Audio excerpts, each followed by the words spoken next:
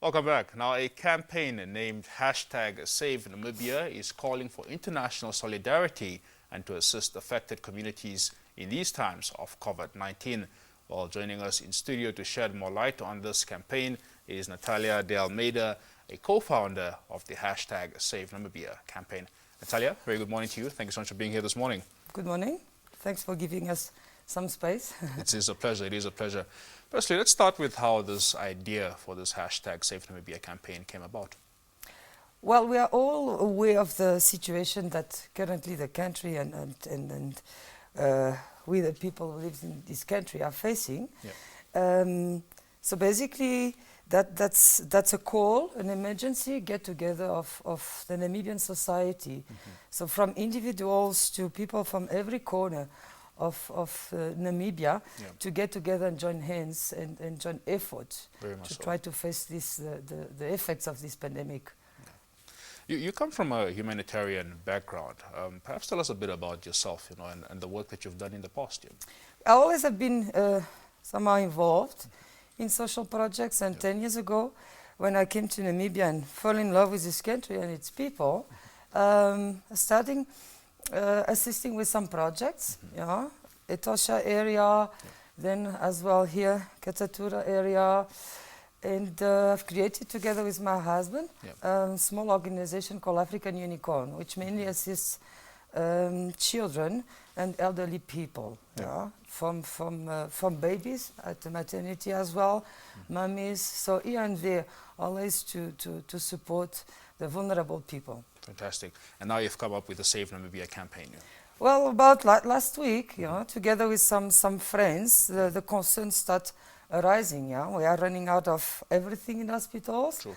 Our people are very tired as well. So for people with my background, when you start noticing that the strongholders of the society, the front workers, who always have been dealing with poverty and with death, were breaking. From the reverend who could not even anymore cope with the number of funerals, who could not anymore comfort the people grieving, from the social workers who already before were overwhelmed. So when you see these people with whom you've been dealing being in shock, then the alert ring starts being in my head. I said, we need to do something. We need to get together, whatever we can do, and act. Very much indeed. And what is the approach of the Save Namibia campaign? Well, the Save Namibia campaign has a national and international approach. On the national level, like I said, it's to get together all of us. It's you, it's me, it's organizations, it's companies, whoever can bring in something. If you have a company, involve your employers, give us your network, transport. So what we want to do is to build up outreach community centers when we act in two things. First of all, we need to feed our people. We all know what's going on. People have been retrenched. People have lost jobs. Even the ones who have these informal jobs, don't make any more the same income. We need to feed our people. We cannot keep healthy and face a pandemic if we are not able to put vegetables even on our table. So first, food, fight against the hunger that we're all facing. Second one, assist on the medical level. So we are basically taking existing facilities, like African Unicorn was already running a soup kitchen. So we are strengthening these existing projects inside the communities. And now we're going to turn as well a kindergarten in a small medical center where people can get some assistance. I mean, if you live in some corners like Katatura, going to the hospital, either you are sick or you need assistance, it will be very difficult to get the assistance.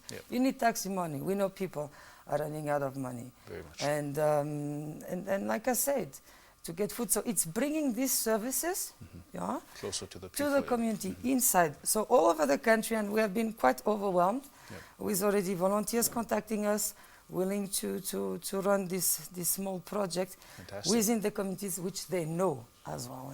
Great. And on the international front, what is our approach there? On the international front, we have some friends, and even myself, by being Portuguese and French, calling on our countries, like the president did as well 2 weeks ago, to call on the international community to assist. So we are strengthening that call as well. Namibia is well known all over the world for for being a beautiful country. Many people have enjoyed this country, and so we are now saying, look guys, we need help. Very much. Yeah, because we are all aware of the fact that even after the pandemic, we have a very, very, very dramatical social situation. True. We will have to rebuild this nation. Very and much that's indeed. all together. That's a Namibian house. Very much indeed. So Natalia, let me understand you. If you're saying that through the Save Namibia campaign, if I, for instance, am running a charity organization, I'm already, be it a soup kitchen, whether I'm providing clothes to the less fortunate, etc., would that make me eligible to form part of Yes. you guys here? For sure, definitely. If you're already running a social project, actually you are the ideal partner because you are already inside the community. Yes. You are more than welcome. But even if you have nothing of that, but you have two hands, even if you only have one, you are always welcome. And availability, definitely. Very much indeed. So you've had a call out for volunteers, and you're speaking about how overwhelming that has been. Talk to us about that here. Yes, we have volunteers a bit from all over the country, from Kitmansop, Katima Mulilo, from the coast, from here as well, from different sides of Windhoek, who said, look, I have time, what can I do? So for the ones who are not linked yet to organizations, what we do is say, look, go into your community, identify already existing projects that we can as well then form some teams and start operating. Just to give you an example, we started last week with this call. So this week we already have 3 soup kitchens running. Nice. Fantastic. Yeah, so obviously it is a national call, but there are certain hotspots, perhaps certain regions, certain areas within the country that are suffering more than others. What are those priority areas for you as a campaign right now? Well, our priorities has been the towns who are highly populated. I mean, like Windhoek, okay, or in the north, because that's where most of the population is concentrated. So, for example, here in Windhoek, we are trying to go from locations to locations. We are right now running soup kitchen in Gemende and starting the first medical center there. Nice. Damara location. Havana on Saturday will be starting there as well. So these are the hotspots in the sense that people are concentrating there. Yeah. And even to have the precautionary measures, you cannot really isolate. If you live in a shack where 10 people are, you cannot really buy sanitizer or soap. If that's the price it costs you, the same like a bread. Indeed. So we need to look into, that's our reality. We need to face it, and we really need to act based on that. You can have very beautiful theories, but then it doesn't work in practice. True. So that's our main effort, really. Yeah. An important element of course, Saving Namibia is driving that message of vaccination home. I want to hear from you as a co-founder of the Save Namibia campaign. What is your approach to that? Perhaps are you also, encouraging the message of getting vaccinated as a nation, as a people? Look, the vaccination is, together with other measures, part of the solution. Definitely. As we know, currently, vaccination, we run out of vaccines. But as I said, it's part of a matter which need to be approached in different size. Indeed. Yeah.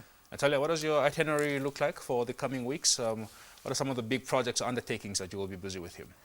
Well, we'll be busy opening these centers, constituting our teams throughout the country.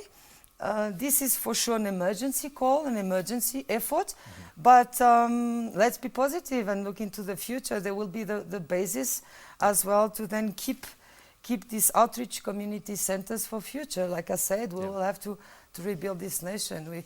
The effects of this pandemic are worse than a war. Sure. I wake up every morning and I say, I know I'm going to lose 3 or 4 friends or siblings. This is our reality it's a sad right reality, now. Yeah. We've lost 1% of the population. Very much. At this stage. Very much. Just as you conclude, as your final remarks this morning, perhaps those who would like to get in touch with the Save Namibia campaign, how can they go about that as well?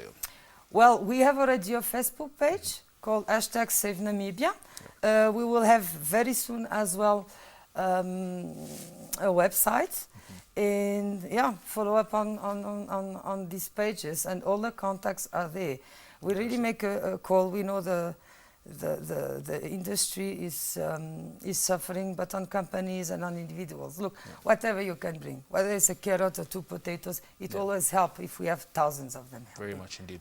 Natalia, thank you so much for being here this morning. All the best with what you and the other people involved in this project are doing. We wish you all the best, and that, of course, we can save Namibia indeed here. Thank you so much. There you have it, Natalia de Almeida. She is the co-founder of the hashtag Save Namibia campaign, a campaign aimed at mobilizing, that is, on a community level to, of course, assist and compensate for some of the efforts being done by the government as well as other stakeholders involved. If you'd like to get involved with them, please check out their Facebook page. That's hashtag Save Namibia campaign.